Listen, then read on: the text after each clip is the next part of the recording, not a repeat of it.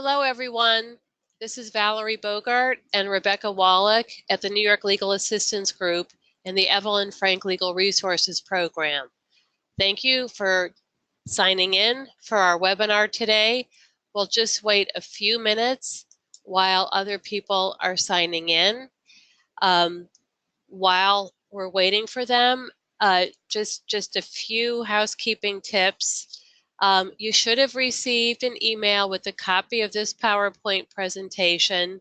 If you just signed up today, you probably didn't receive it. There are already a few changes that we're making in it. So after the presentation, it will be posted online and the corrected version. There's also an appendix that I tried to email to everyone, but it's a large document and it seems a lot of people's email servers don't allow it. So we will figure out how to share that electronically. That appendix has the actual regulations, excuse me. Many of the forms we'll be discussing, links to websites, and fact sheets and other documents that could be helpful. Some more housekeeping. If you're an attorney seeking CLE credit, you must participate for the entire webinar. If you sign off early, you will not get any credit as there's no partial credit. And in order to show that you've participated, there will be 2 unannounced pop-up poll questions during the webinar that you will see on your screen, and an evaluation will launch on your screen at the end of the webinar. Responses to these 3 items are required in order to receive credit. It's also suggested that for sound, you use computer speakers and headphones instead of dialing in for the best audio quality. GoToWebinar has a feature where you can type in questions, and this is for everyone, not just the attorneys. And we will try to get to these questions, but we have a lot to pack into this and may not get to them. We certainly will not get to them throughout. We'll try to get to them toward the end. If we do not, we will send an email to everyone with an FAQ responding to the questions. And for everyone, please do the survey at the end. It will help us know how helpful this webinar was. Finally, a pitch for a donation. We are doing this free as a public service. However, it's not free. Everything costs money, as you know. And when you attend legal education programs and other sorts of trade group sponsored educational events, they always charge because things cost money. So I really hope, especially those in private practice, whether law or geriatric care management, and anyone who's on from an insurance plan, we ask you to please send a payment of $75. You received information on it by email. And if you're not sure how to do it, just email Jada Samuels, the coordinator, and she will let you know. And now we're ready to start.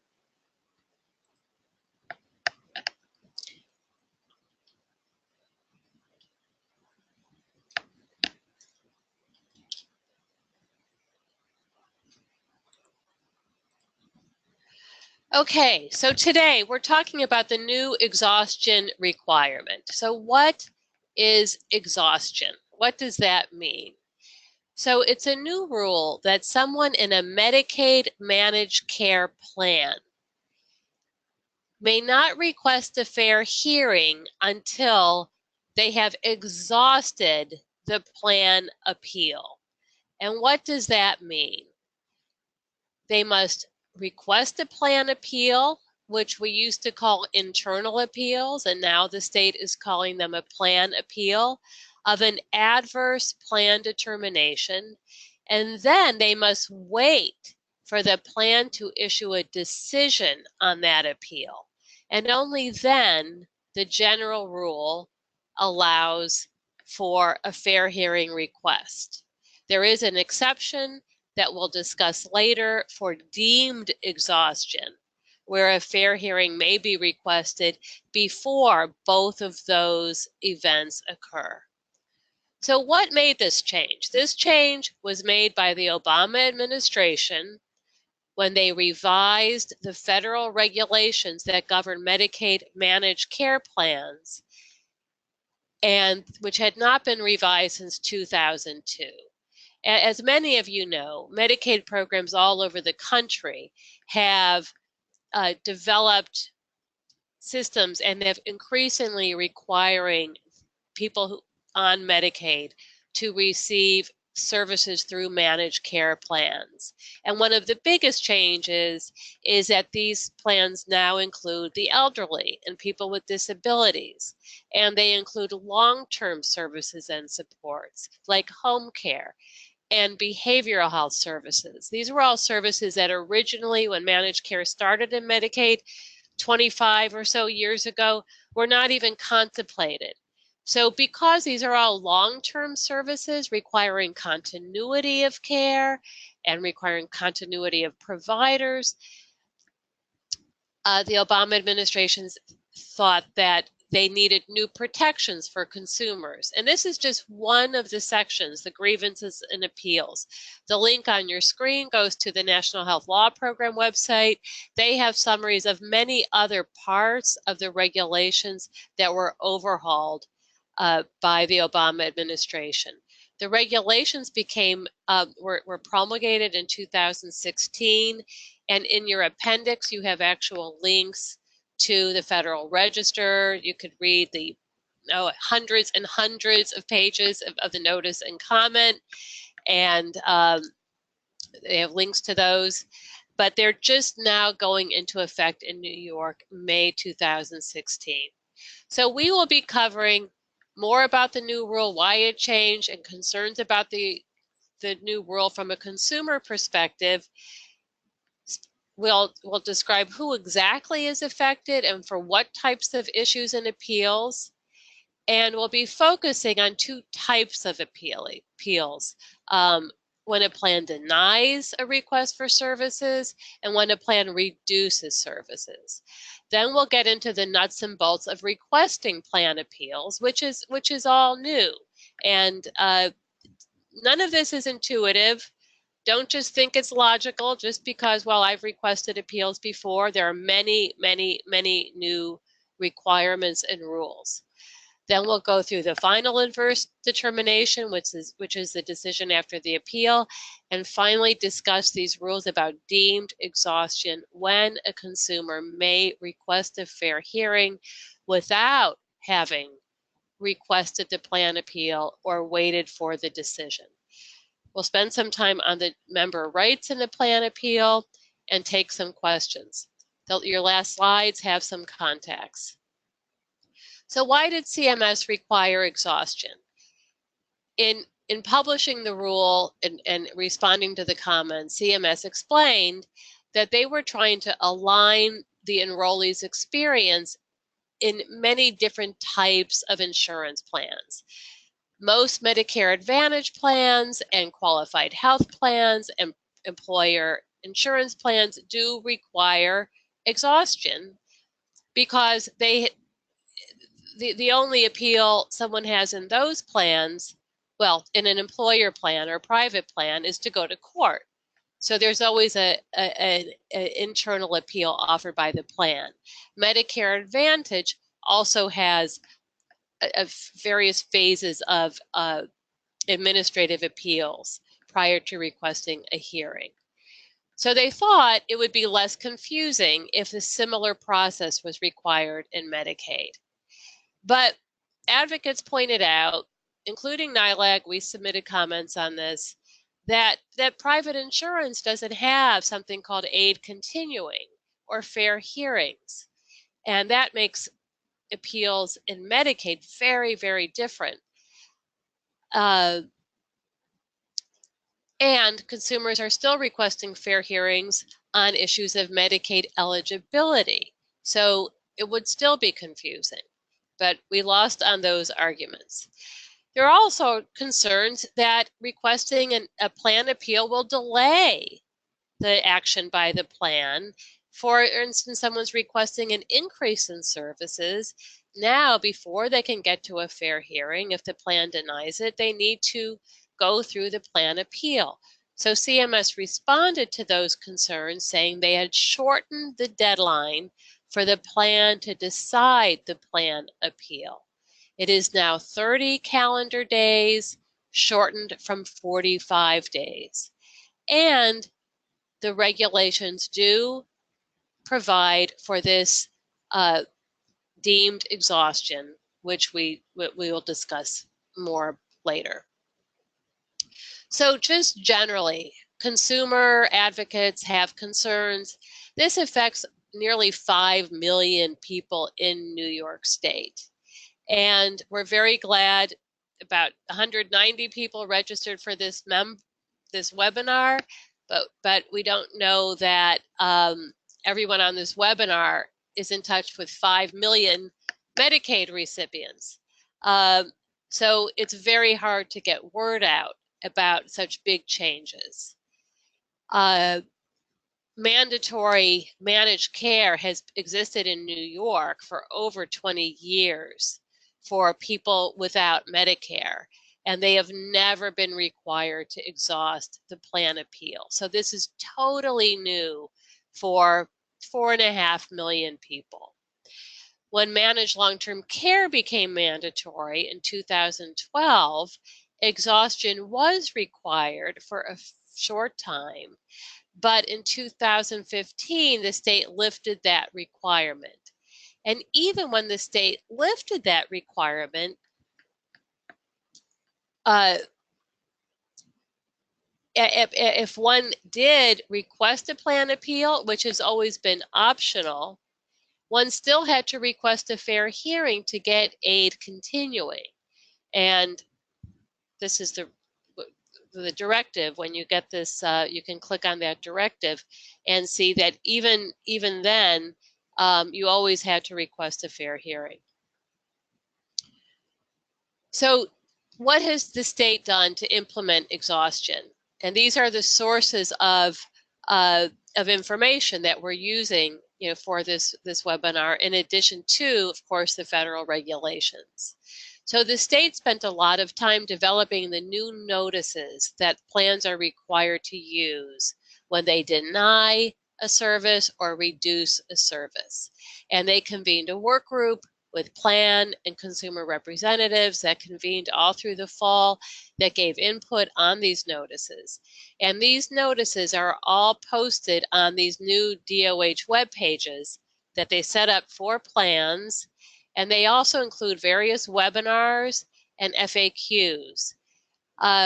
This is all developing so quickly that a webinar was just given last Friday and posted yesterday. So I'm just going to show you this page of the mainstream page is here. I really urge you to look at this page. You can click on that link. This was a webinar just given Friday for plans, just posted yesterday. Many other things here are very new. And down here are all the model notices. And these apply to mainstream plans as well as MLTC. And we are going to look at a few of these notices today. And some of them are in your appendix. The state alerted Medicaid providers to the change in a Medicaid update that was is in the current issue of the Medicaid update. You have a link here, and it's also in your appendix. And the plans sent a letter to all 4.5 million members just in the last 2 weeks with a 2-page state fact sheet. This is all in your appendix. Now, on the fact sheet, this is one of the things that the state provided to consumer advocates, inviting input on how to make the fact sheet more clear for consumers. The state did not accept any of the suggestions that consumers provided, but we have included in the appendix the advocate's version of the fact sheet, which I think all of this is pretty hard to explain to consumers, but between the two of them, it might help you understand it and be able to explain this to your clients and also to your colleagues, because we hope you'll share all this with all of your colleagues. So more is needed to implement this, and we are concerned that the time is ticking toward May 1st. The State Office of Temporary and Disability Assistance runs the Fair Hearing Program for Medicaid, and they are taking some steps to address this. But so far, they have not updated their webpage. They have a webpage dedicated to fair hearing requests.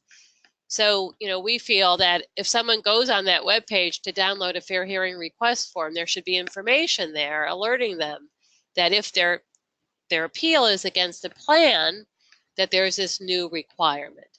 Plus, all staff of OTDA who process fair hearing requests and accept phone requests should be trained to inform people, because that one letter sent out to consumers is just not going to be enough. When we think about the advertising budgets of companies like Pepsi, and their only message is to drink Pepsi, and here the message is to change a pattern of appeals that's been in effect for about 40 years. A lot more has to be done than just send one letter. There are state regulations that have not been updated. Those will need to be updated. And probably most importantly, well, just as important, the managed care plans need to set up their own internal procedures, train their staff who field calls at their call center, staff their care managers, to make sure that when someone calls to request an appeal, it is logged in and processed. If it's a reduction, aid continuing must be directed and provided by the plan. And this is all new for plans. And so we understand this is a big lift for them. They have never before had the responsibility to determine whether aid continuing should be authorized. In the past, the directive to provide aid continuing always came from the State Office of Temporary and Disability Assistance, and they had to comply with it.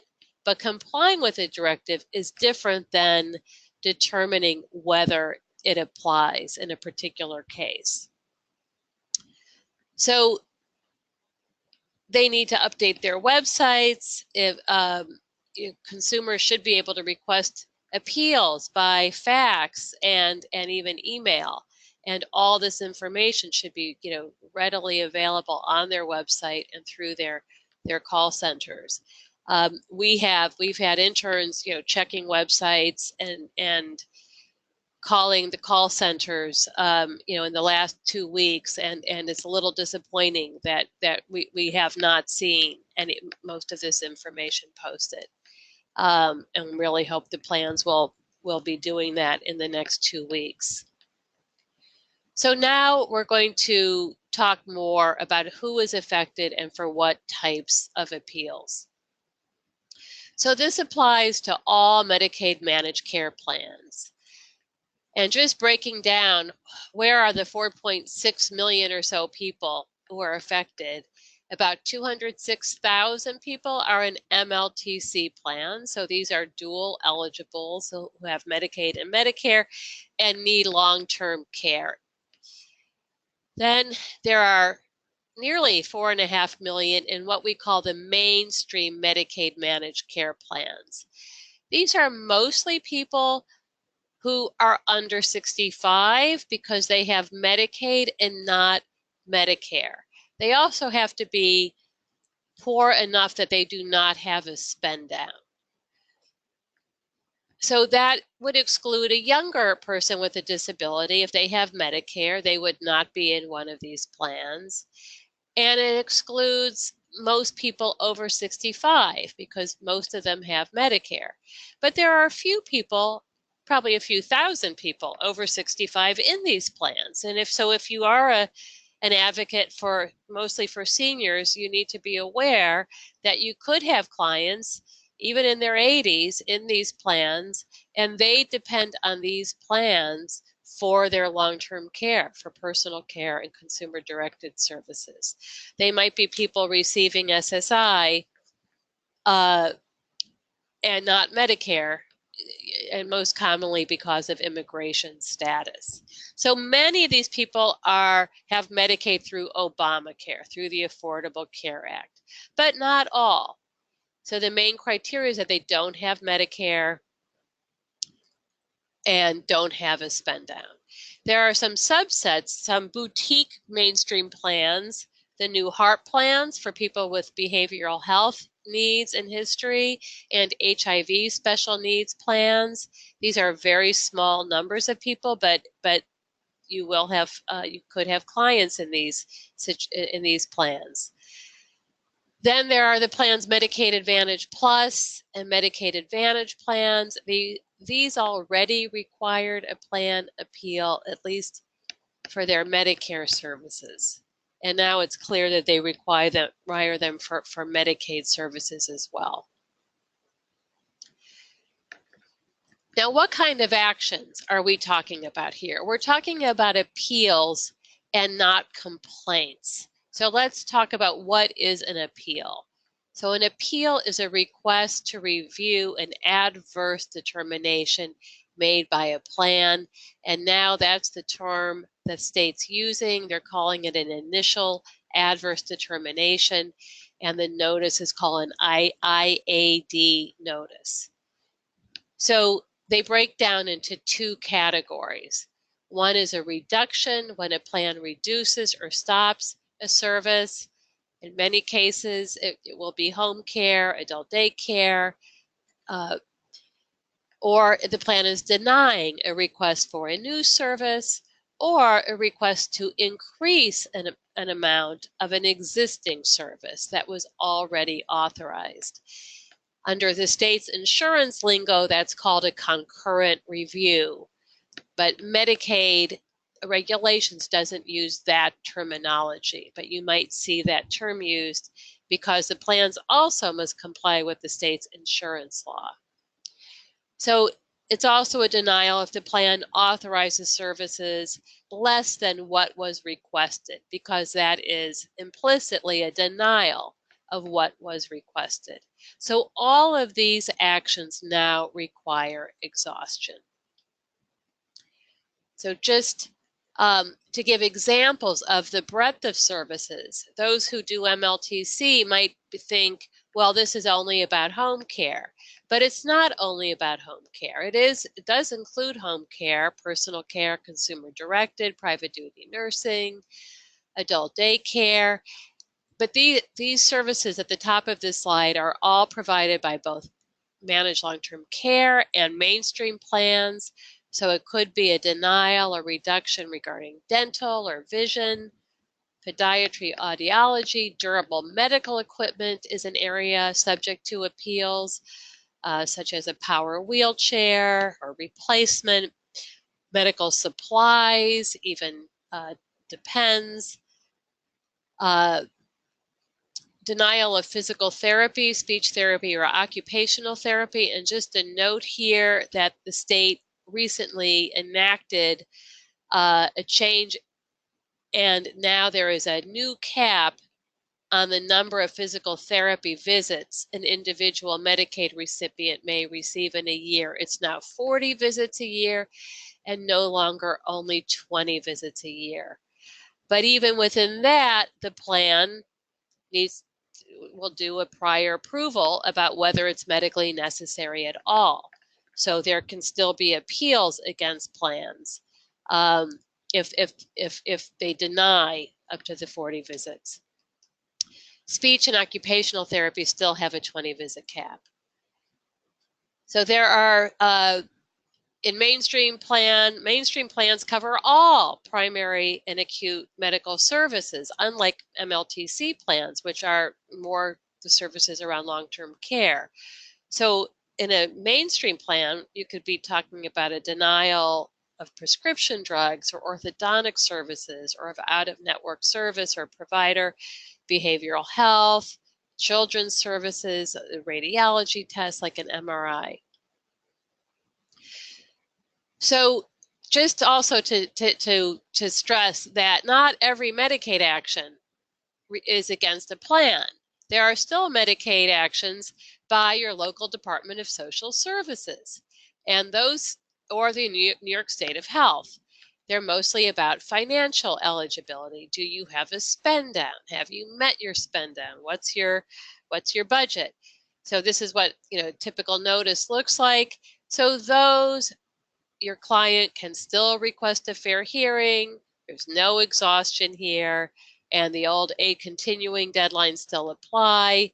You always have to request the hearing before the effective date. Now, just a note that sometimes it can be confusing. Let's say you have a client in an MLTC plan, had 24-hour care. You get a call. The home care pulled out. It stopped. Your gut tells you that the plan did something and you want to request a plan appeal, but you need to investigate a little bit. You should request a plan appeal. That's fine. But in many cases, this results because the local district discontinued Medicaid for some eligibility issue. Often the renewal was not processed on time, or there was a problem with it. The client didn't get the renewal, they didn't respond. Many types of problems. What happens if you don't have Medicaid? You are disenrolled from a Medicaid managed care plan. If you're disenrolled, the home care stops. So on these, you have to request a fair hearing against the local district and request aid continuing if that's merited because of notice issues. When you request aid continuing, you need to advocate very aggressively for the client to be re-linked or re-enrolled with that plan. That's an extra action by your local district and it's a computer entry that has to be done, and they don't do that without advocacy. So what plan actions would not lead to an appeal? So a complaint is something that you file with a plan because you're disputing the quality of care. You are not happy with the services or treatment you received in terms of quality, or there were delays in services. The aide showed up late, the transportation didn't come on time, the care manager hasn't called you back. Those are not appeals. Those, you file a complaint with the plan, and there are some that the federal regulations do make some changes on the complaint process, but there are no fair hearing rights with complaints. But there is an appeal if the complaint is denied. You can also always file a complaint with the State Department of Health, and your last two slides have those contacts. So now Rebecca Wallach is going to address looking at the notices for the IADs.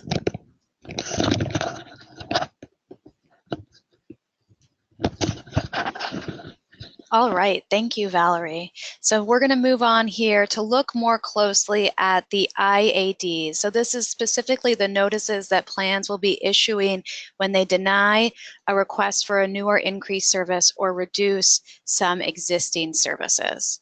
So let's just start with an overview now and come back to how the process has changed and what the new process is starting on May 1 when these regs go into effect.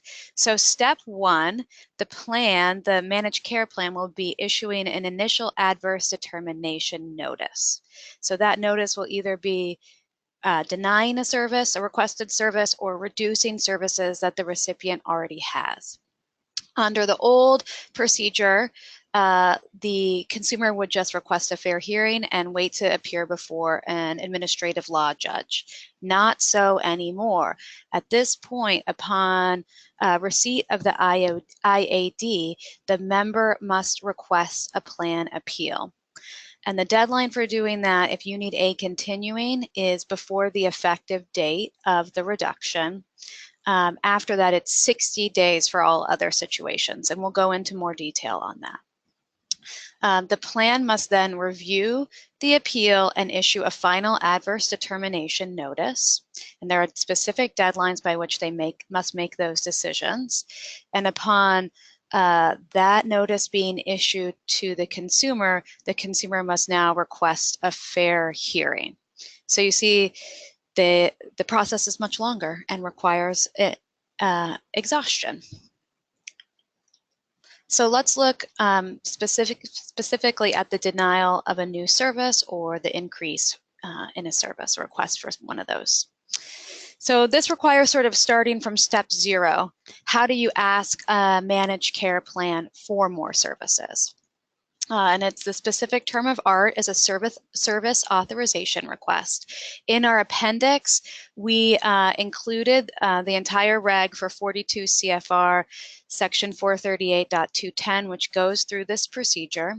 And this can be a request by the member or a provider. We strongly, strongly, strongly recommend that these requests are made in writing, or if they're initially made orally over the phone to a care manager or to someone at the plan, that they're followed up in writing. This way you have proof that you requested it and when, and you're starting the clock for that plan to make a decision to issue the IAD.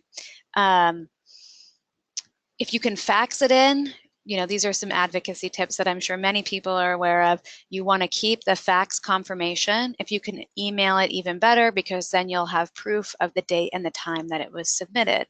Now, if you're requesting a specific service that where the standard is medical necessity, having a letter from the member's doctor is very helpful to use detail.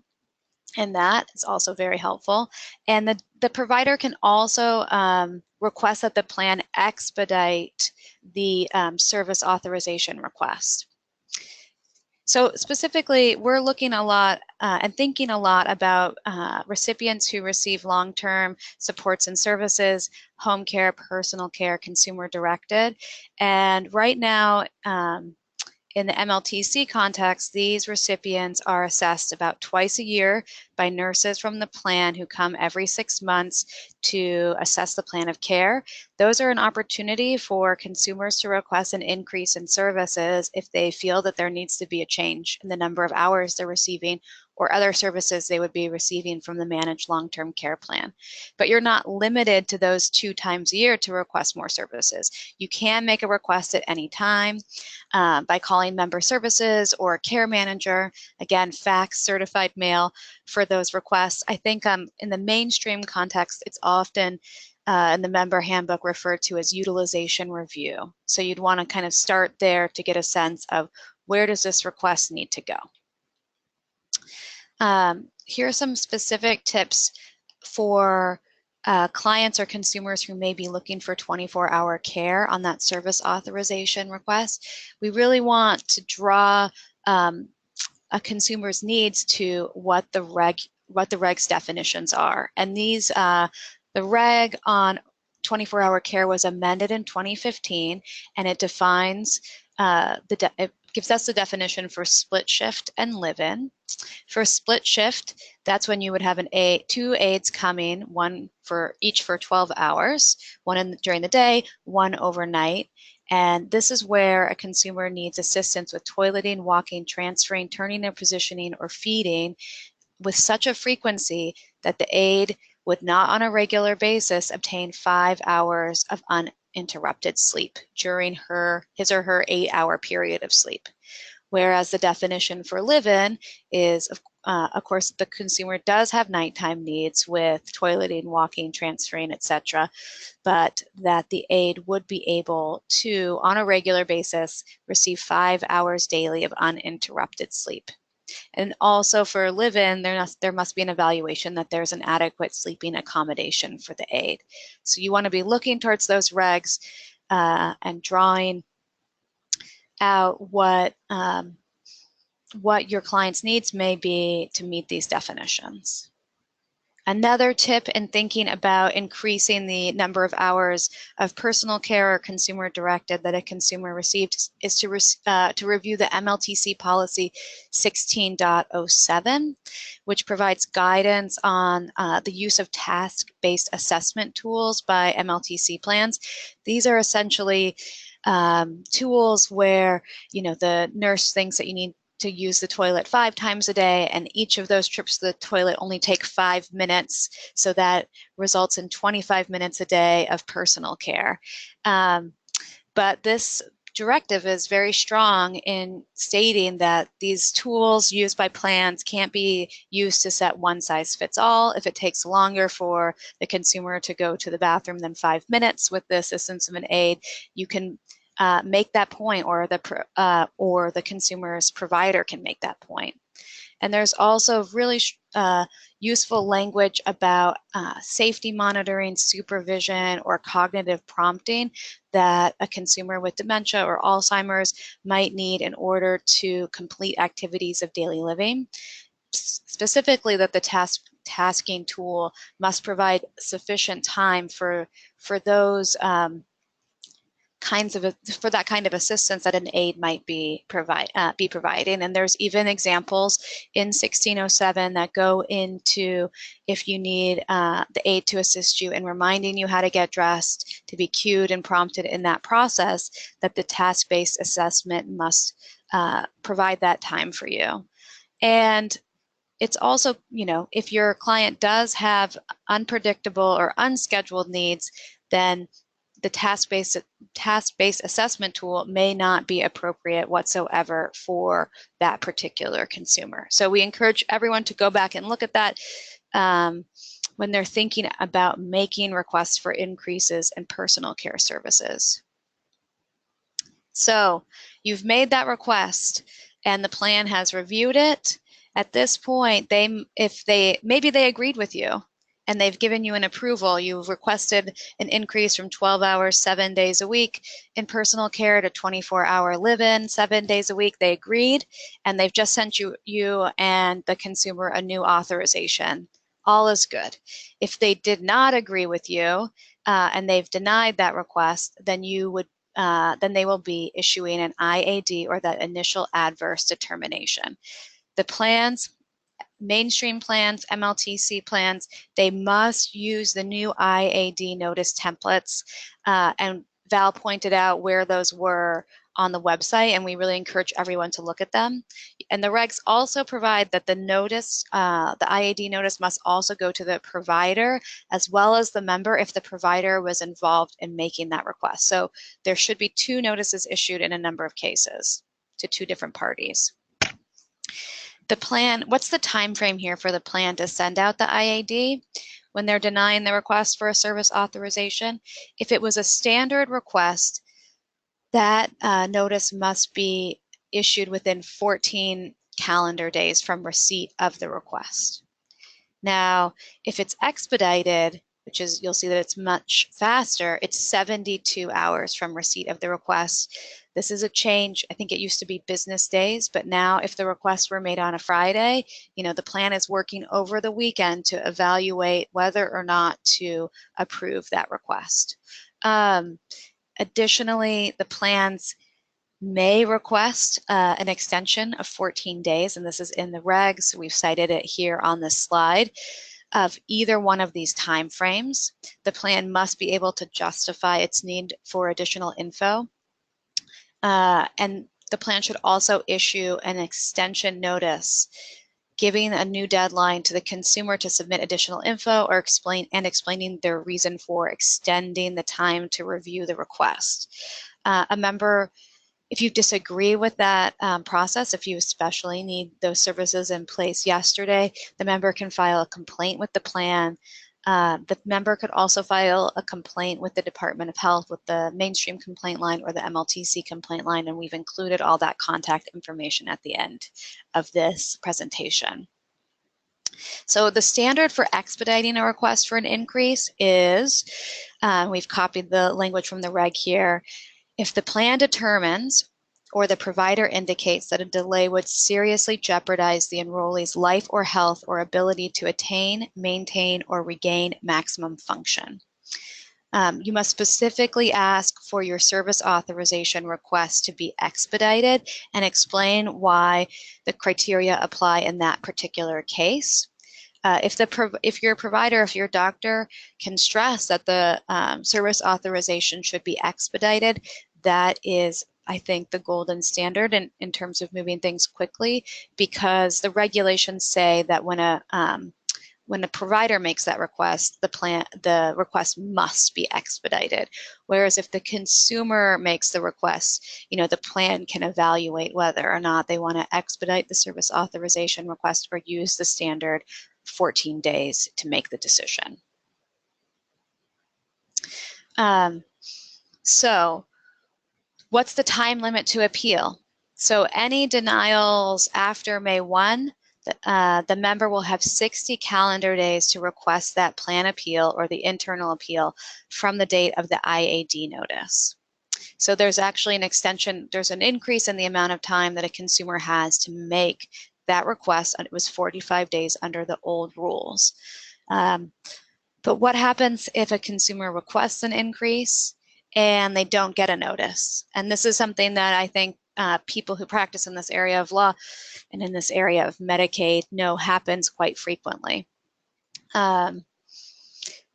Before these changes, you could immediately request a fair hearing, but that is no longer the case. And so here are sort of our practice tips for what you should do and what you must do under these new regs. So the member, if you haven't received the IAD denying your request, you need to request a plan appeal on or after the date should have sent you the written notice. And so remember, those deadlines were 14 calendar days for the standard request and 72 hours if expedited. You can check to see if the plan has extended the deadline, but you should have received a written notice of that extension. And again, this just underscores why it's so important for advocates to know when those service authorization requests were made and that they were made in writing, that you have that fax confirmation, the certified return receipt, the email receipt, so that you can keep proof. So, and we'll come back to whether deemed exhaustion might apply in this situation, but under the federal regs, it doesn't. You need to request a plan appeal, even if and when you don't receive an initial adverse determination. So now we're going to shift, those were the denials, and now we're going to shift to look at reductions in hours or services. And the main thing here that we're starting with is this concept of aid continuing, which is essential to due process. In the Medicaid services context, aid continuing most frequently comes up in the long-term services and supports area. So if you receive 12 hours by 7 days a week of home care services, if those hours are reduced to 5 hours, 7 days a week, if you request that plan appeal before the effective date of the reduction, you're going to keep your hours the same during the plan appeal process. So this is really where it comes live, and it's so important for us to be thinking about how this new process is going to be affecting people who receive home care if and when a plan intends to reduce the number of hours that they receive. Where does this concept come from? It comes from seminal Supreme Court case Goldberg v. Kelly, which says that you have a right to a pre-termination hearing, and that you have the right to having the hearing held and decided before the proposed reduction or discontinuance can take effect. Medicaid is an entitlement based on financial need, and so aid continuing is a big part of those consumer rights and consumer protections. So what remains unchanged under these new exhaustion rules is that the IAD in a reduction context must be sent at least 10 days before the effective date of the proposed reduction or termination. And again, as I think I already alluded to, if the member requests the plan appeal before the effective date of the reduction, their services will stay the same until after that plan appeal is decided. And Val's section shall go over how you need to ask for aid continuing for a second time before a fair hearing. So, and it's also right here on the slide too, that it's 2 times now under this new process. We file the plan appeal before the effective date of the IAD to keep our services the same, and then a fair hearing request before the effective date of the final adverse determination, the FAD. So a note here on aid continuing and authorization periods. So the old federal reg, so 438, did not require aid continuing if the authorization period for the service expired while the fair hearing was pending. But there's, under New York law, and we've cited it here, Social Services Law 365-A, Subdivision 8, it was enacted to protect consumers from this sort of concept of authorization periods. So it says that without regard to expiration of the prior service authorization, the consumer will be entitled to aid continuing. And we have a sort of an example here of what that might look like. So from November 1 through April 30th, Anne has 24-hour live-in care. It's authorized for 6 months. On April 20th, the plan sends the IAD notice saying that the new authorization will go down to 10 hours, 7 days a week, starting on May 1. This is a reduction, and so Anne will still get aid continuing if she requests the plan appeal before May 1, regardless of the expiration of the authorization period. I will make a little note here on the dates. They use April dates, which are technically not valid because this whole process will start in May, but that this has been a work in progress, and for a little while, DOH thought they were going to roll out this new process on April 1. Luckily, it was pushed back to May 1. So the amended reg is a little bit better on authorization periods for all those Medicaid recipients outside of New York State. It allows aid continuing if the authorization period expires while the fair hearing is pending, but not before the fair hearing is requested. Again, because we have these great consumer protections in New York State law, this shouldn't be an issue, and aid continuing should be and must be implemented regardless of the authorization period for long-term supports and services. So the new federal law does clearly say, or federal reg, excuse me, does clearly say that the IAD and the FAD notices must describe the circumstances consistent with state policy under which the enrollee may be required to pay the costs of the services that they received under an aid continuing order. And there's a DOH FAQ, which again, Val showed us where that was online, that says plans may recoup the cost of services that they've provided during aid continuing, but only after the FAD is issued and the member fails to request a hearing within the 10-day aid continuing period.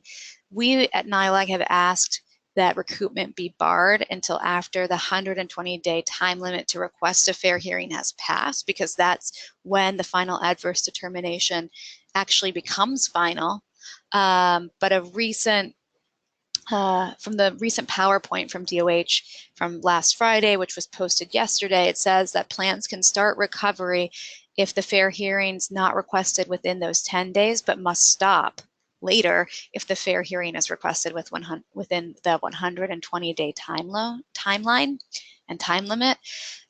This is really concerning to advocates.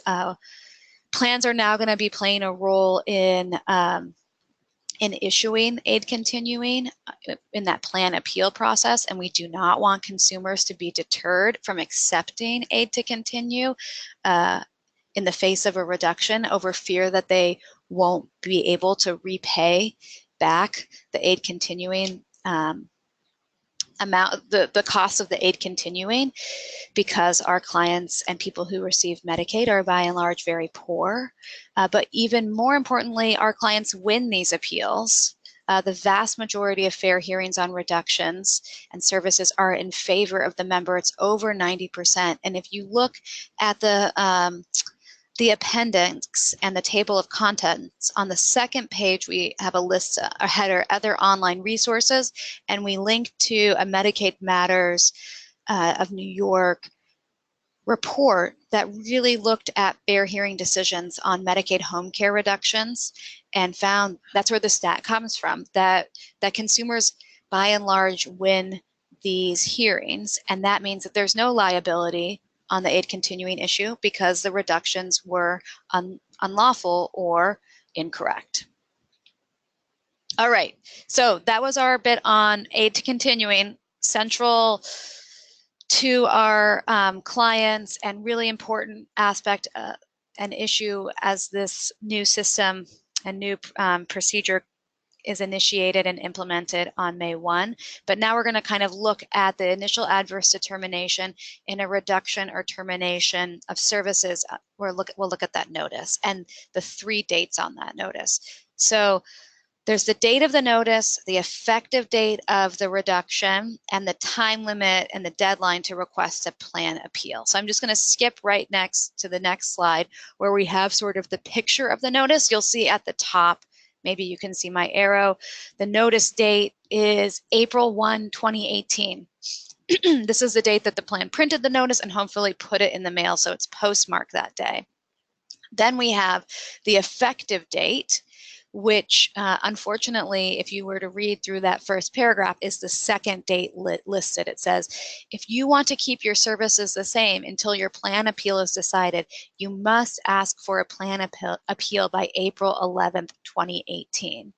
And then that date, that effective date, is listed again sort of in the more bulleted area of the notice where it says, and there's a red oval over this on the slide, on April 11th, 2018, the plan approved changes to, and it says you go from 8 hours a day, 5 days a week, 4 hours a day, 2 days a week, from the 12/7, which is above that. And so if you want to keep your hours at 12 hours daily for 7 days a week, that plan appeal must be initiated before April 11th, before the effective date of the reduction.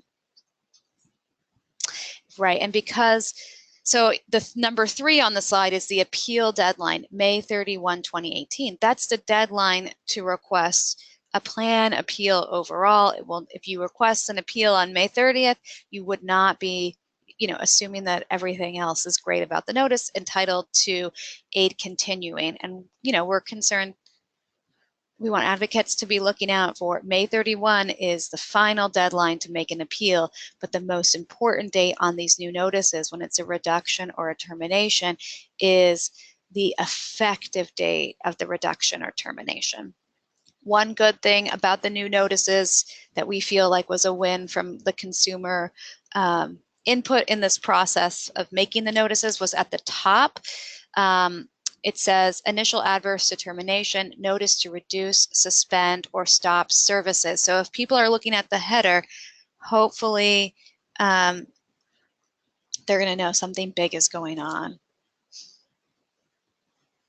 But we really want to be clear again that the client may call you up on the phone, you haven't seen the notice yet, and tell you that the effective date is May 31 in this example, because that's the first date that shows up on the notice, but it's the second date. You're going to have to always, as we do now, get a copy of that notice or really ask the client or the caregiver to read you exactly what it says so that you know what the effective date of the reduction is. So we have these new notice templates that must be used. In terms of a reduction of home care hours, nothing has changed about the requirements for an adequate notice. There must be a clinical rationale that meets due process requirements about any action to reduce or terminate home care services or CDPAP services. So they must be specific about their justification. And DOH MLTC Policy 1606 still applies, that there are very specific reasons about that would, warrant a reduction in services and what changes or mistakes may justify such a reduction. And so really, nothing about this new procedure has changed that law. There must be an appropriate due process and clinical rationale for any reduction or termination in those long-term services and supports. So with that, I'm going to turn this back to Valerie to go over the nuts and bolts of plan appeals. Okay, thank you, Rebecca. So now we're going over some new rules. It's not only new that you need to request a plan appeal, but how you request it is also has some changes. So this in the state's templates for the notices, they did include an actual appeal request form. So when you look at your appendix at the very on page 10 is a sample of a reduction notice, and the appeal request form is at page 15, which is, as usual, these notices can be long because there's a lot of required pages. So the client would have to scroll down to, page 5 or 6 of the notice. And we do recommend using this form to file the appeal because the plan will have pre-populated some information in here, the enrollee's information, reference numbers, IDs, that will make it easier and hopefully faster for the plan to process. So I'm going to go through a few slides that talk about these different sections of the form. If you have your appendix, you could sort of keep it open to page 15 and look at the form as we go. And then we'll come back to the form and point out a few things. So requesting a plan appeal. Now, when we saw the member handbook inserts online, that just went up in the last few days, are a little disappointed to see that they do not include a fax number. So the member handbook is where the rules are, and these had to be revised, of course, because of the new rules. We checked out about 8 of them on plan websites, and they don't include fax numbers. So this is disappointing, because the state has said that plans should include fax numbers on the appeal request forms. Because, of course, a fax, if you have an aid continuing deadline, you want to make sure that that request is received in that very short 10-day period. And it's not really a 10-day period because that includes the plan's time to mail it and for Uncle Sam to deliver it. So, we still think fax is the best way to go, and stay tuned. We're going to be trying to get fax numbers for all these and posting them on our website, but they're not available yet. You can call the member services number, and the appeal request form will have a phone number to call. But the new regulation says that any oral request must be confirmed in writing, unless you've requested that the plan appeal be expedited. And the state is using the phrase fast track for expedited. So, but the good news is that if you do call, it's the date of the call that locks in meeting aid continuing and meeting the appeal deadline, not the date of the written confirmation that might be a few days later. But the problem is you don't have proof that you called, right? I mean, unless you're literally recording your call on your phone, and even that doesn't have a date, I don't think. So, always get the name of the person who took the appeal request, and clients and you need to be aware that you're calling member services of a very large insurance plan. And when they get requests from members, they generally send them on to the case manager, the care manager. So you want to say, no, I want to the appeals unit or the grievance and appeals unit, because that's going to be the most direct way to ensure that the appeal is logged in. You might get bounced to other units and your request might not be logged in then. So, this is an area of great concern for consumer advocates. You can also mail it, and the notices will have an address. And of course, you could send it certified. But if it's aid continuing, then I'd want to overnight it, which really gets pretty burdensome for consumers. I mean, sure, a lawyer can do that, but an email, we put this here, but I don't know that any plans are accepting them by email. I think actually one might be. Center's plan maybe, but that's the only plan that I've seen.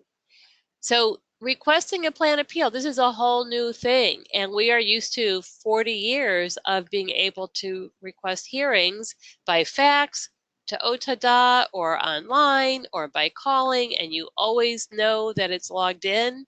And now the plans have a big responsibility of stepping up and making sure their systems are in place for this. And we are very concerned about this.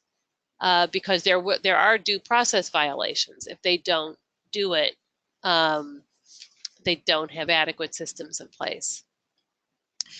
So confirming the oral appeal in writing, as I said, this is required. However, it's not required if you request it to be expedited. So, but those are words that one has to say, and you have to meet the standard for expediting it. Now, DOH and the FAQ did give some very, good feedback on this, and a plan asked, how are plans to proceed with a verbal plan appeal if the enrollee does not follow up in writing? And the answer was that the plan should notify the enrollee that they need to follow up in writing, but and the plans may elect to send a summary of the plan appeal to the enrollee for the enrollee to sign and return. But the time of the verbal filing starts the clock for the plan determination, and the time to make a determination and give that notice, the FAD notice, is not told while waiting for the written plan appeal. So in other words, the plan still has to process that oral appeal request on time and can't just wait until the written confirmation is received.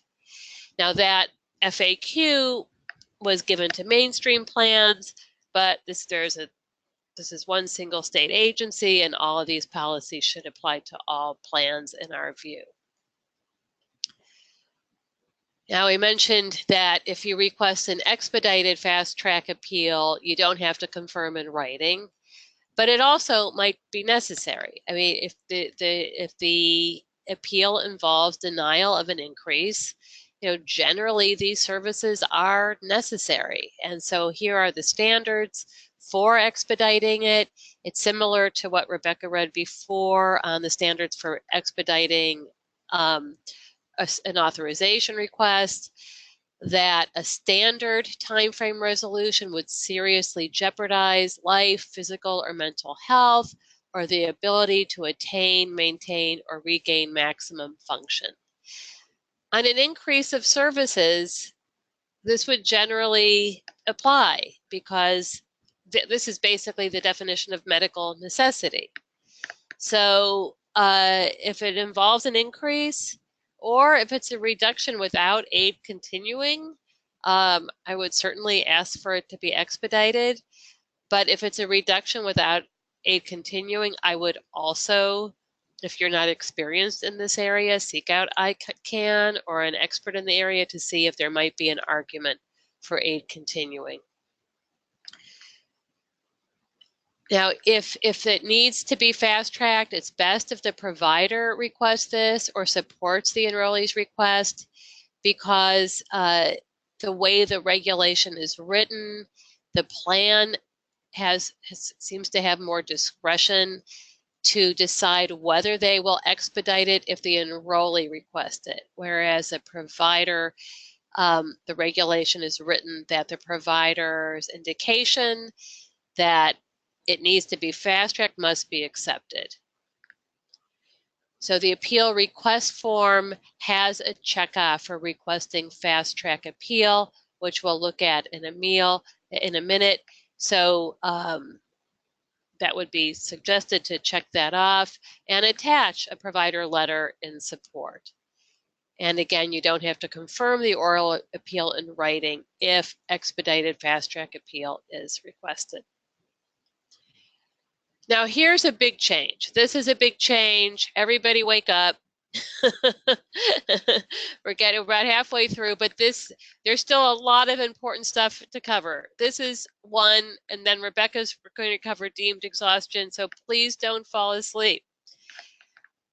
This is huge. The new federal regulations require the member to sign the appeal request or to give written consent for a healthcare provider or an authorized representative to request an appeal, file a grievance, or request a state fair hearing. Now, this is totally new. We have all, in the legal services world, requested fair hearings for years, and we sign it. We've been retained, and we sign the fair hearing request. Now, we can't do that without the client also signing it or an authorization from the client for us to file the request. So the state, has been hearing concerns about this, about how this could delay. And also the state's aware that plans know when, many of the members that they have a family member or someone else who's really their main contact and an authorized representative. So the state's notice template says, if you told us before that someone may represent you, that person may ask for the plan appeal. And the appeal request form asks, have you authorized this person with the plan before? And if yes, arguably the consumer doesn't have to sign the appeal request form. Now, for authorizing a representative, there's no particular form should be required. So if the family member has had a million conversations with the care manager and they've been identified on the enrollment agreement or on the initial enrollment forms, or on the 6-month assessments as being the main person involved, then that should be enough.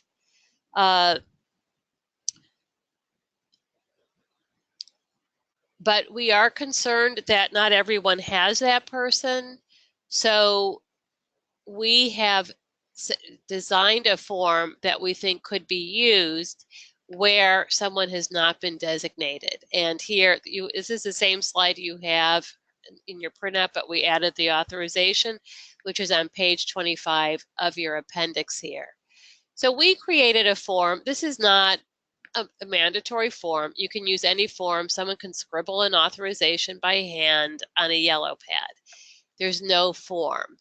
But this we thought would just be helpful to circulate a form and just to have it on file. So send it out to all your old clients. If your organization, if you're a social service organization, add it to your intake so that new clients will sign it, and have your case managers go out and make home visits. The next round of home visits, they should be taking this around and having everyone sign it. I guess I can't make this bigger, but when you look at your actual form, you'll see that there's a place where it says authorized individuals or organizations. And this form suggests three types of people that could all be on here. And you don't have to pick one. The client could initial all three or check all of them. One would be a family member with their address and cell phone. One would be an organization, like your own organization, a law firm, a geriatric care management organization, a nonprofit social service organization, and the ICANN network, which is contracted with the state to help people navigate all managed care appeals involving long-term care. So this doesn't have to be signed because there's an appeal now. Everything might be fine now. Having this authorization signed now and putting in a long future expiration date, I'd say like 5 years or so, and just having it in the file or giving it to the plan. Give it to the care manager at the next visit. Mail it into the plan and say, look, this person's on file. They're authorized, so that the next time the client gets a reduction in hours, the aid continuing deadline is today. You don't have to be running around trying to get assigned authorization.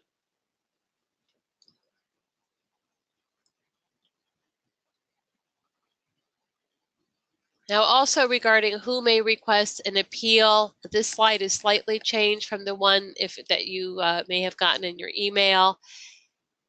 The federal regulation clearly says that a provider or authorized representative may request an appeal or hearing for the member with the member's consent. And that's what we just went over. How does the member give consent? But it has a caveat, and that is that a provider, and we're talking about a healthcare provider, may not request aid continuing. Now, we believe that what it means is that they need the written authorization of the member to request aid continuing. And DOH has interpreted this in an FAQ saying aid continuing may not be provided when a provider fails to demonstrate enrollee has authorized the provider as their representative for the plan appeal and the aid continuing request. And I think what they mean is representative for the request for the plan appeal. It's not that the provider is necessarily representing them in the plan appeal. And if you go back to our form, this authorization form, there's an optional check that the member not only authorize the person to request the appeal, but also to represent them. So it can be both, but it can be only to authorize them to request it. So I think CMS was probably concerned that providers could have a conflict of interest. It's in their interest to keep services going. They get paid by the plan. And is that really in the consumer's interest? So they want to know that it's in the consumer's interest by having them sign for the appeal.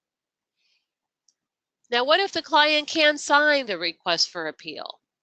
DOH has issued some FAQs on this and telling plans that they should have policies and procedures for establishing designation of a representative where the enrollee cannot provide written authorization due to an impairment. And one plan asked, if the plan has not received a written authorization for a representative, does the plan dismiss the request or process it? And DOH responded that the plans must process the request and respond to the enrollee. They must use existing procedures to confirm that a representative has been authorized, including for enrollees who cannot provide written authorization. So, this is good. DOH has in mind that they have to have required plans to make reasonable accommodations for employees who, because of members, because of an impairment, cannot sign. So I think DOH has made a good effort here, and plans have to be mindful of that. So let's just go back to the fair hearing the appeal request, just want to point out a few things. So there are check marks here. The first check mark is, I do not want my services to stay the same while my plan appeal is being decided. So that check mark would be that the consumer say they don't want aid continuing. And I think you'll look back at the slides that Rebecca discussed, and her advice there was that we want to encourage people to exercise their right to aid continuing. So we do not suggest that people check that off. The next one is a request for the fast track appeal that we discussed. And then there are rights for processing the appeal that you're enclosing additional documents for review, or I'd like to give information in person, which is a right. It doesn't have a checkoff for I'd like to submit documents later. There's no reason why that couldn't be written in, but you'd want to do it quickly.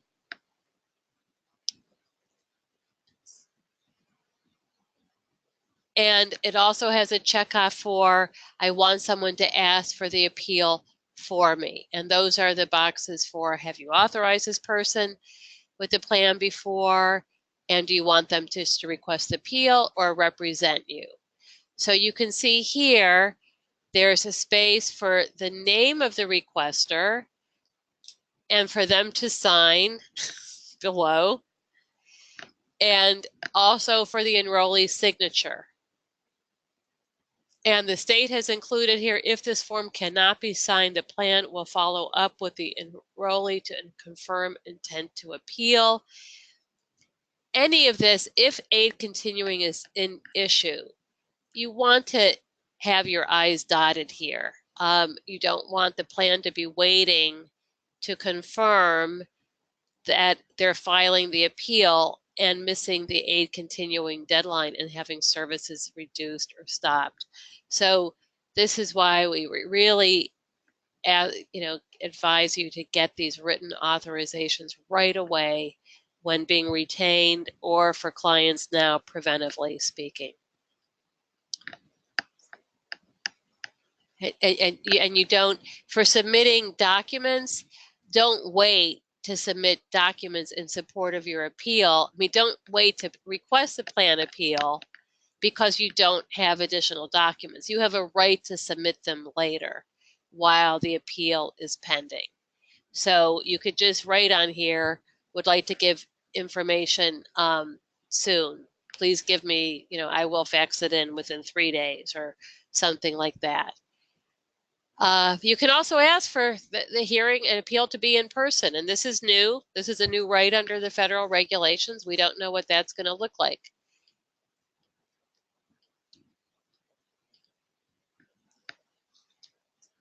Okay, so now what happens? The plan has, you've submitted everything. The plan makes its final adverse determination if it denies the appeal. Of course, if they approve it, we could stop this presentation now, but that won't always happen. So when your consumer calls you to say that they received this notice, you now know how important it is just to ask, what is on the top? Does it say final adverse determination? In that case, you know it's now time for a fair hearing. If it says initial adverse determination, you know you have to request a plan appeal. So that gives you a lot of information. So even though this is a decision on the plan appeal, it is also a notice of reduction if this is a reduction. So it's sort of a hybrid notice. And it's because now the consumer first has their opportunity for a fair hearing. So even though it's a decision, it still cannot say, today we are reducing your services. We've denied your appeal. It has to say, in 10 days, we're reducing your services because we've denied your appeal. So here's, again, the sample of the notice. It looks very much like the initial one, and everything that Rebecca said before applies here. We're a little afraid that consumers will see this date, August 28th, which is the deadline to request the hearing, which is now 120 days, and think, great, my daughter's visiting me from California in July. I will show this notice to her then. Well, if hours are being reduced on May 11th, that would be too late. So when your client calls, always ask for all of these dates. And in the title also gives you, what is this about? Notice to reduce. So those are very important. And requesting a fair hearing, this is one thing that mostly hasn't changed, except that the federal regulation does say that these new rules about who may request appeals also apply to fair hearings, in that you must be authorized to request the appeal. So again, you need that written authorization. Now, OTDA's fair hearing request forms don't have this on it. They'll probably accept the fair hearing request, but we don't know what's going to happen. You know, these rules are all new. All right, so for our last, so along with requesting a fair hearing at this point, the consumer has the option of requesting an external appeal. Now, this has always been an option after a plan appeal has been denied, and it's not one that's used very much, at least not in the managed long-term care world. An external appeal can only be used if the issue involves medical necessity or whether a service is experimental or investigational. And but so that it could apply to a reduction or denial of personal care services, because there the issue is medical necessity. So these are heard by the Department of Financial Services, which is the new name for the state's insurance department. These are completely outside of the Medicaid program. And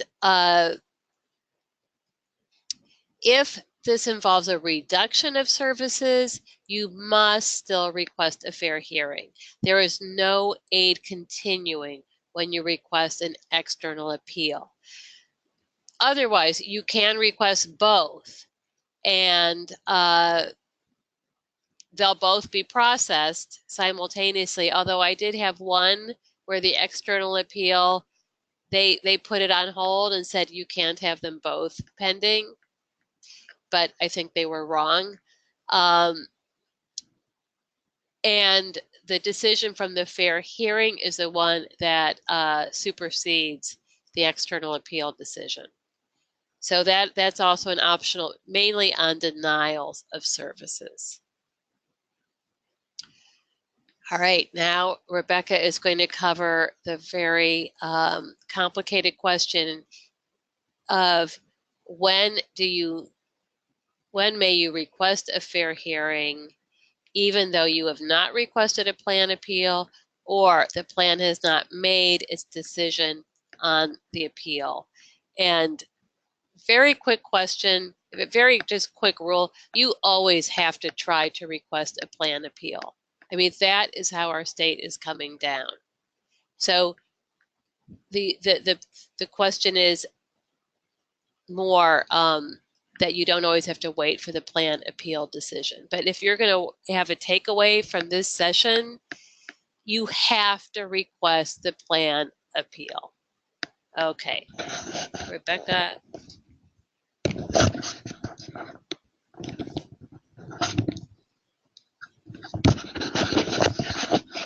All right, thanks Val, and thanks everybody for sticking with us. We are coming towards the end of the presentation, but again, this is an important issue, and after this, we'll speak really briefly about consumer rights during the appeals process, and then if we have time, move on to questions. So Val is absolutely right. You must, under this new procedure, do your very best to request a plan appeal. The federal regulations only provide a very narrow exception to that general rule of requiring that the member request the plan appeal and wait for the final adverse determination notice before requesting a fair hearing. And really it comes down to if the plan does not follow the time frame for issuing the final adverse determination. So we've spelled out what those time frames are on this slide, slide number 51, and the regs say very clearly that the plans must send written notice within 2 business days of a decision for all appeals, but no later. This is their determination of the appeal, and that written notice, just so we can keep it in context, is the final adverse determination. No later than, on a standard appeal, 30 calendar days of receipt of the appeal request, or if it's fast-tracked, within 72 hours after the plan receives the appeal.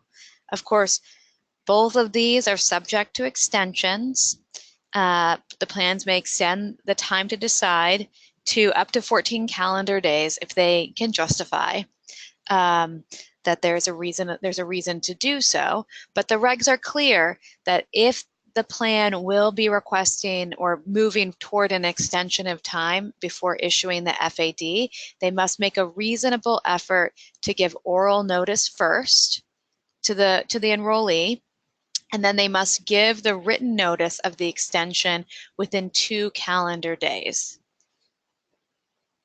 Sorry. And just to be clear, it's not the request. Right. It's the plan's not requesting an extension. Let me clarify. They're determining whether or not to grant themselves an extension of time on the FAD. So, but the regs are clear about a procedure that the plan must follow in coming to a decision on whether there will be an extension. And a member can dispute the decision on the extension that a plan comes to, and can ask the state, and this is in the regs, to show that the extension was justified. And so we would probably refer people to filing a complaint with DOH on that issue. And I think when we talked about extensions in the service authorization context as well, you can file a complaint directly with the plan to say, this is inappropriate, I need a decision now.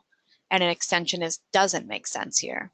So if the plan failed to meet those deadlines that I just reviewed above, then the consumer can immediately request a fair hearing. So conceptually, what has happened? There was an IAD that was issued. The consumer requested a plan appeal with or without the assistance of an advocate. The plan started the process of reviewing that plan appeal and failed to meet the deadlines to issue the final adverse determination notice. This is just the one ground. This is the single narrow exception that allows the consumer to request a fair hearing without having that FAD.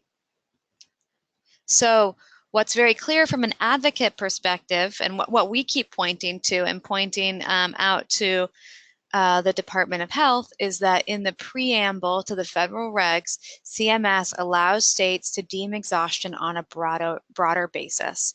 But we're not quite there yet in New York. A number of consumer advocates have asked DOH to deem exhaustion if, for example, there was no notice of the reduction or denial, or the notice of reduction doesn't have enough time before the effective date of the reduction. I think we've probably all seen in our practices, that the date of the reduction is actually before the date of the notice, which is exactly the wrong way to go about something like this. Or what if the initial adverse determination isn't in the client's language, or it's an illegal reason for the reduction, or if the plan fails to provide or order aid continuing. So those are all instances where consumers see, isn't there an option? Isn't there a way that we could have deemed exhaustion? We're not quite there yet. Reiterating what Val said before I started, you must make every effort to file that plan appeal. In a recent meeting that consumers had with DOH, we were told that that the plans have been trained that if they send out no notice of the reduction or denial, or the notice of a reduction doesn't meet the 10-day, isn't sent out 10 days before the effective date of the reduction, the consumer must still request a plan appeal. But if the plan refuses to process the appeal or does not order aid continuing, the consumer may request a fair hearing and exhaustion will be deemed. So that was a step in the right direction, but it's not very clear. It's unclear, completely unclear, if this would ever apply to defective notices, the ones we were talking about where, the client is Spanish speaking and the notice is sent in English. So based on what consumers were told with DOH and kind of comparing it to that recent training that was just posted that DOH did for the plans, it doesn't as clearly state this, and we encourage all of you to look at that PowerPoint. The link is here at the bottom of the slide.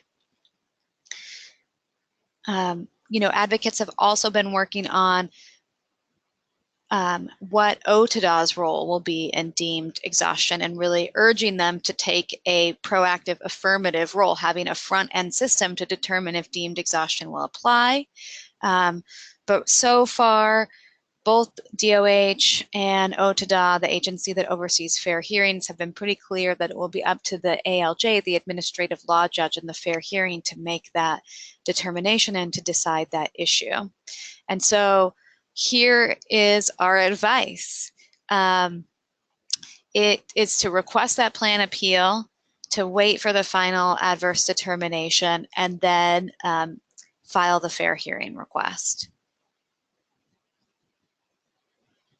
But what are we going to do when, here's sort of some brainstorming that we've come up with at NYLAG and with other consumer advocates about sort of scenarios that we know are going to happen and what we can do to protect consumer rights as this, as we all get used to this new procedure. So what if your client missed the aid continuing deadline and one of those two deadlines, either for the plan appeal or for the fair hearing? And some of this will probably be pretty familiar to those who have been doing this work before, which is get a copy of the complete notice, all the pages. More and more we're getting the cell phone pictures emailed to us if people can't afford a fax or, it takes too long to mail it. Really remind clients to keep the envelopes that the notices were mailed in so we can see if the notices were actually postmarked 10 days before the effective date of the reduction. If it was the postmark is for less than 10 days of the effective date, the client should receive aid continuing. If we're at the plan appeal point in the process, we will be making that request directly to the plans, and they will have to decide if aid continuing applies. If they refuse to process it or they don't process it, here's what we would do, or advise everyone here to do, is to request a fair hearing, request that exhaustion should be deemed and aid continuing should be ordered, to immediately file a complaint over the phone with DOH, whether it's the MLTC or the mainstream side, and to call ICANN to let us know that this is happening. Right. I mean, so you attempt to request that plan appeal, whether or not, if it's not processed, then you're going through 1, 2, 3. Okay, another strategy. What if the plan fails to issue a written notice of a reduction or a denial? It's not uncommon in our practice for MLTC members to learn about an upcoming reduction verbally, either from the home care agency that's sending the aides to their home or from the care manager.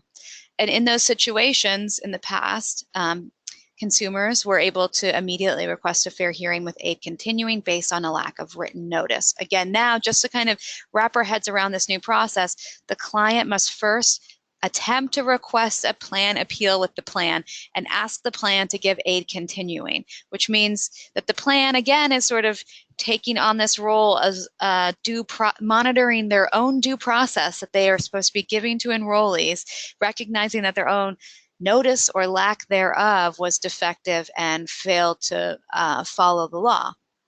But if the plan doesn't accept the plan appeal, doesn't review the plan appeal, doesn't order aid continuing immediately if there was no notice and there's a reduction in play, our advice is similar to the last slide.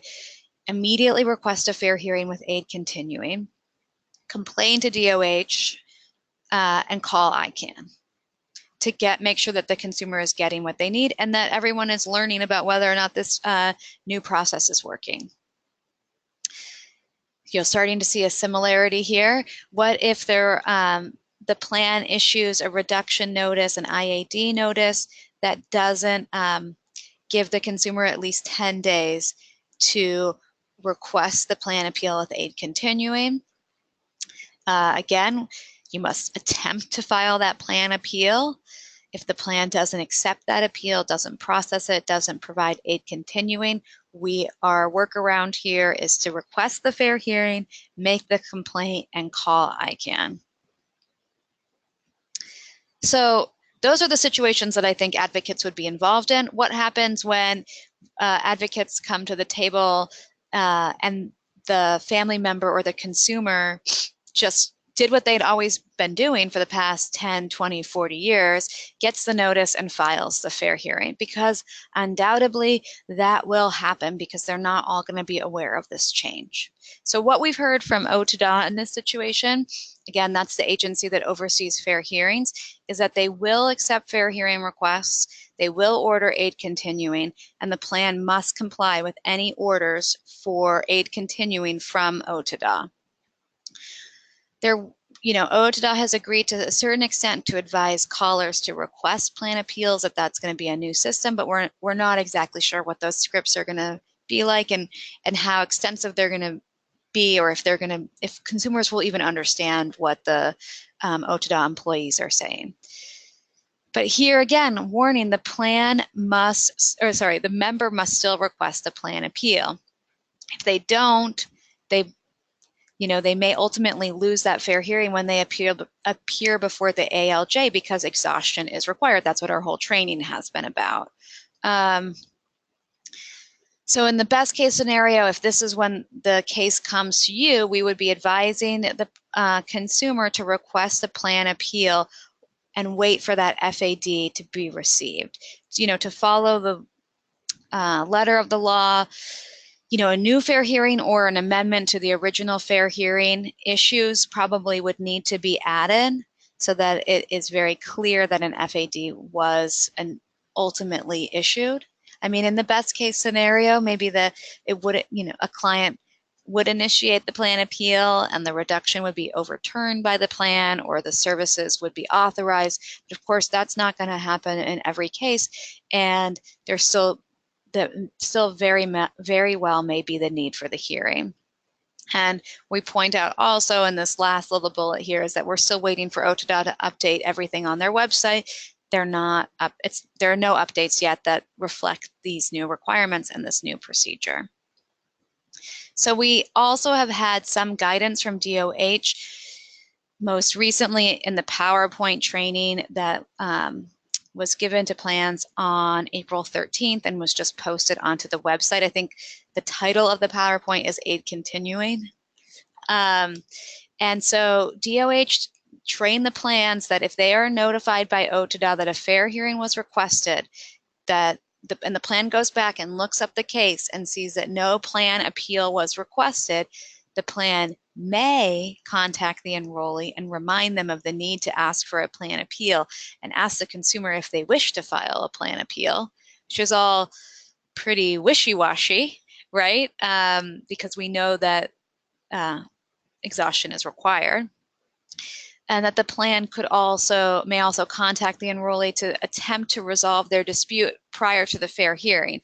I think our argument would be that if the plan did make such an attempt, that they would be sort of de facto exhausting the process, that they would be doing a plan appeal if they're attempting to resolve the issue. But this is in cap locks here from DOH that under no circumstances may a plan basically tell a consumer that they should withdraw their fair hearing request. And so I think that the Department of Health is picking up on something here given the cap locks, that is an issue. And one that we see and that we're very concerned about here is that in the attempt to quote unquote resolve an issue, consumers sometimes accept less and they are not waiving any of their notice and due process rights in such a situation. So let me give you an example. Someone was receiving 12 hours a day of home care 7 days a week. They received a notice of reduction that their services will go down to 8 hours a day, 7 days a week. They don't file a plan appeal and immediately file a fair hearing request. OTDA, takes down the fair hearing request, orders aid continuing. The plan looks at this pending fair hearing. They see that no plan appeal was filed. They call up the client and say, hey, I see that you filed a fair hearing. Let's not go to the hearing. Maybe we can resolve this issue. What if I just give you 10 hours a day, 7 days a week? The clients accept it. So now they've had a reduction from 12 hours a day to 10 hours a day. In which case, our position is that that's still a reduction and a notice must be issued that would explain what the next steps would be, which in this procedure is a little confusing, but there are certainly rights there, rights to continued aid continuing and the right to bring up that reduction at the fair hearing. So that is sort of a summary of deemed exhaustion. I think the take home, again, I'll reiterate what Val said, which is you must file a plan appeal. Deemed exhaustion is a very, very narrow exception. Unless and until DOH agrees to expand it. So there are certain member rights in the plan appeals that I'm just going to go over very briefly so we can get to questions, which is this is going back to what does the actual appeal process look like? Your clients requested the appeal. At this point, the plan must provide the enrollee and his or her representative the enrollee's case file, and these are the documents, medical and otherwise, that the plan relied upon or generated in connection with the decision. And there's some very, DOH has brought this up in the FAQs, and that unless otherwise requested, the case file must be sent by regular mail. And it clarifies that the case file is different from the evidence packet, which will be sent out, which is required by the plan to be sent out before a fair hearing. So that must be provided even if it's not requested and sufficiently in advance of a resolution timeframe, which is a pretty short time frame. So this will be, a heavy lift on the part of the plans. And this is something that Val mentioned too. Members have the right to present new evidence during the plan appeal. This is spelled out in the reg, and we've cited it here for you. And the plans must provide the enrollee a reasonable opportunity in person and in writing to present evidence and testimony and make legal and factual arguments during the plan appeal. There's a big question mark about what that will actually look like in practice. But going back to the appeal request form that Val went over in her section, there is a checkbox if you want to include additional documents with the appeal request. And again, you could just write in that you would like time to submit documentation or that you'll be supplementing your appeal if you don't have those documents with you when it's being faxed in, emailed in, sent in by snail mail. And what if the member needs assistance requesting an appeal or following through with any of these procedural steps? The plan is required to give reasonable assistance. And, this could be something that advocates raise in certain situations if that was overlooked by the plan and requests were late or what have you. So we've mentioned this a number of times throughout our presentation, but here are the New York State Department of Health MLTC and FIDA complaint hotline and email address. There's also a mainstream managed care complaint email and phone number. And we've also put some sites in here to articles on our website, nyhealthaccess.org, that go over these procedures in even more detail, and that we're doing our best to keep up to date as everything moves forward. And here's also the phone number and email address for ICANN. So with that, we'll just take a look and do our best to see if we can answer any questions, or if folks have some questions, they should type them in now.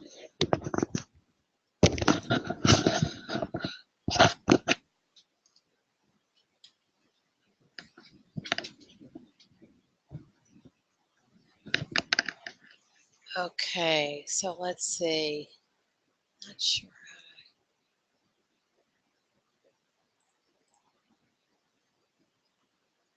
Okay, there's a question about the evidence packet, but I think that was probably sent before. Yes, the evidence packet still have to be given for the fair hearing, but also there's a new issue of a similar requirement for the plan appeal, and they have to send it even if it's not requested. There's a question, if the plan failed to provide the evidence packet in time, is this deemed exhaustion? No. No. The answer is no. Let's see, having a little problem reading these.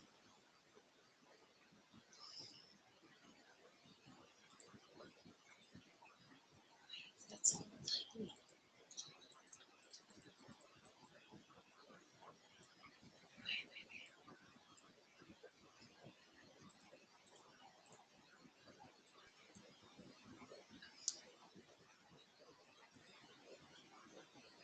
Sorry, just having some issue with GoToWebinar.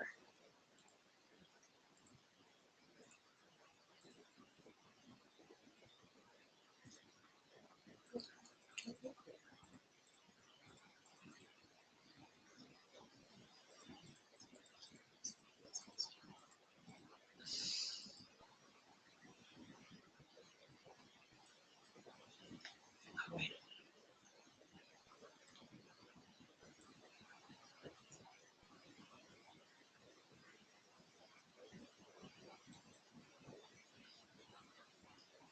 The Chinese community has very limited information about the appeals world, and when I suggest my clients, they end up with no language capacity.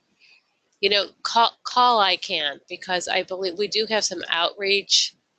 We're a member of the ICANN network, and definitely give ICANN a call or send an email.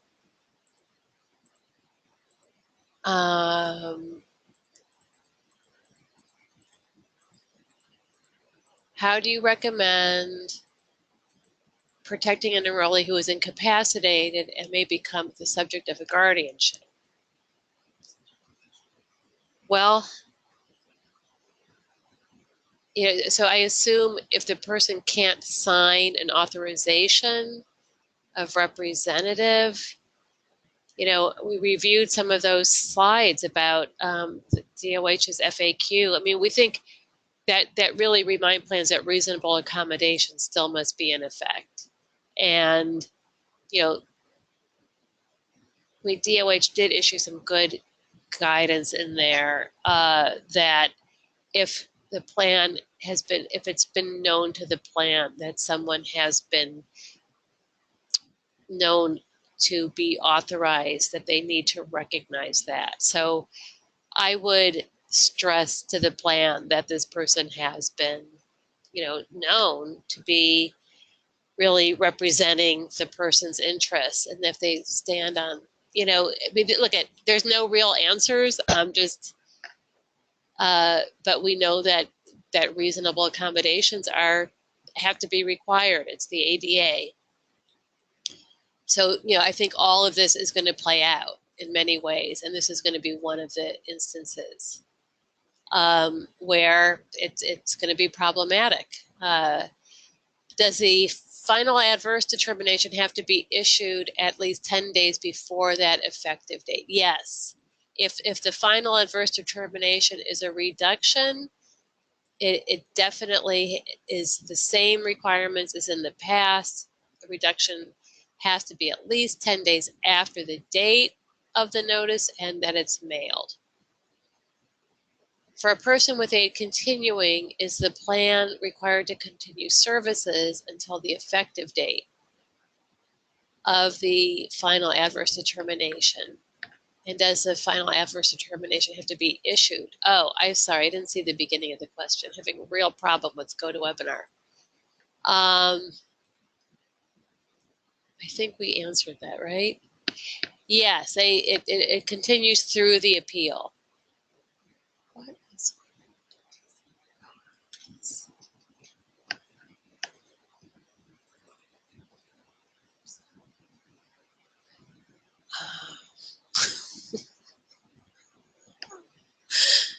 All right, does a provider mean the physician completing the order for the services, or could it be any other provider, for an example, consumer-directed fiscal intermediary?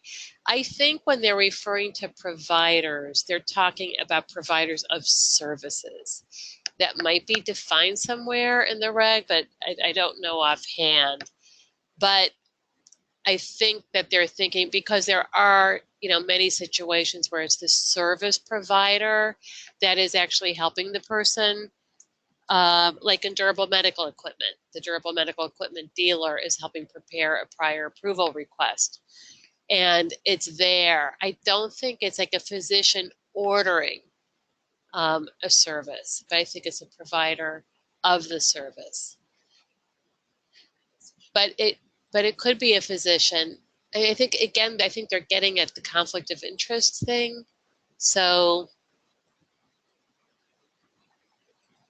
does expediting for maximum capacity include returning to... Oh, okay. So that's the definition of, you're asking about the definition for expediting an appeal to help the person maximize their capacity, include returning to community from nursing home. You know, we certainly think so. You know, it's the Department of Health that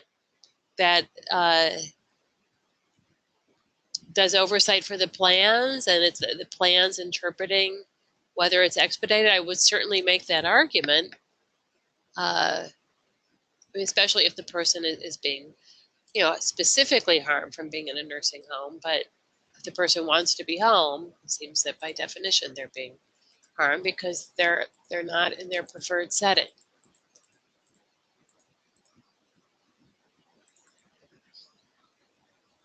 Are there any ramifications to the plan if they fail to provide the case file? Well, this brings up a very interesting question, because, you know, all of this is new, right? So we know that in the past, if a plan's notice was defective and it was a reduction or untimely, they could not win the fair hearing because they have the burden of proof. And part of the burden of proof on a reduction is that they gave adequate and timely notice. So by the same token, if they didn't produce the records for the hearing, they would lose because, and on a reduction, because that's also part of their burden. Now on a plan appeal, we would say they still have the burden of proof on a reduction, but they're the ones deciding whether they met the burden of proof and whether their notice was adequate and whether they provided the case file. So the answer to your question, for a plan appeal, we don't know. I would certainly file a complaint with the Department of Health. But it also makes me think of a related question is, if the plan's notice is defective initially, it gets upheld in the plan appeal, and now you're at a fair hearing on the reduction. You know, we believe that it's our legal view that the plan's burden of proof at the fair hearing is that both of its notices from the two preceding levels were timely and adequate. The IAD initially, and then the FAD. And if there's a defect in any one of them, they shouldn't win that fair hearing. They have not met their burden of proof. So, but all of this, it's all new. So that's what we'll argue.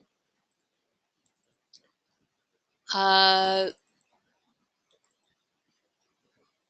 the initial adverse determination notices contain instructions to request plan appeals before a fair hearing so that people don't make a mistake. Well, you tell us, we told you all the notices are online, and to it, we attach one sample notice in your appendix beginning at page D at 10, a sample of the IAD for reducing services. So this is the state's notice. Now, as consumer advocates, we did provide a lot of feedback to the state of how we think it could better explain exactly what you're saying. The state did hear our concerns in many ways and made a lot of improvements to the notice.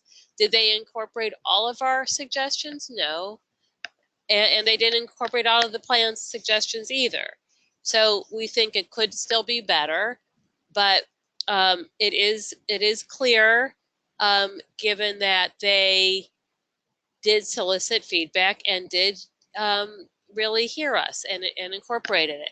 So that's where your job is to really look at these notices, review them, understand them, so that you can help your clients understand them. Because it's still complex. This webinar is 2 hours. If it was really simple, we could have just told you the general rule in 5 minutes, and we still didn't have time to really go through everything. So, is it clear enough? No. But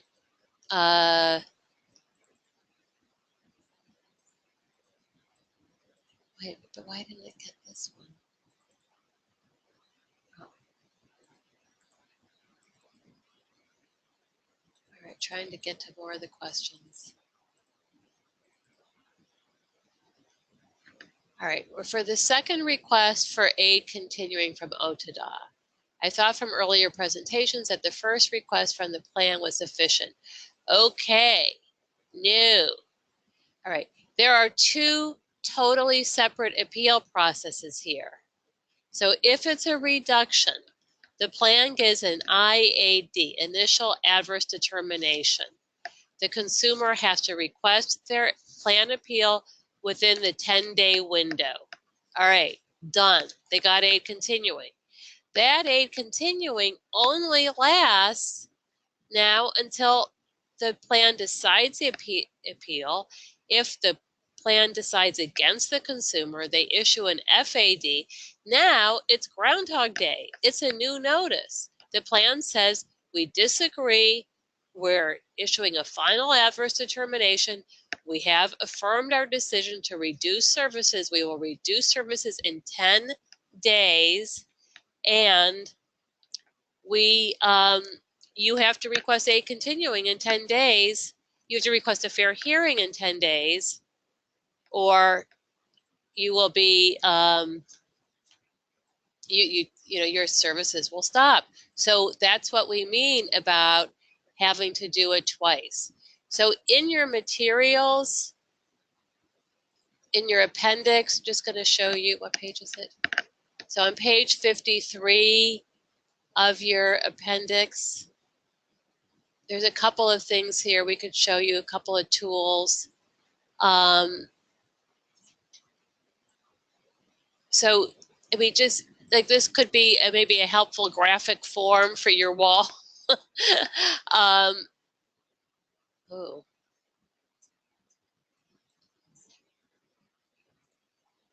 that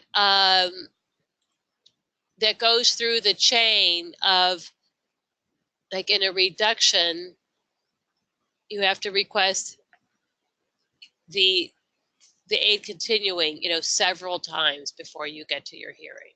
It's not just once. So I'm glad you persisted and watched the webinar after hearing us before, because that's really an important question. Can we get plan documents for plan appeals? Should we? Is it worth it? Yes. And we, as we said, maybe this question was put in before, the plans have to turn over their documents for a plan appeal. That's required even if you don't request it.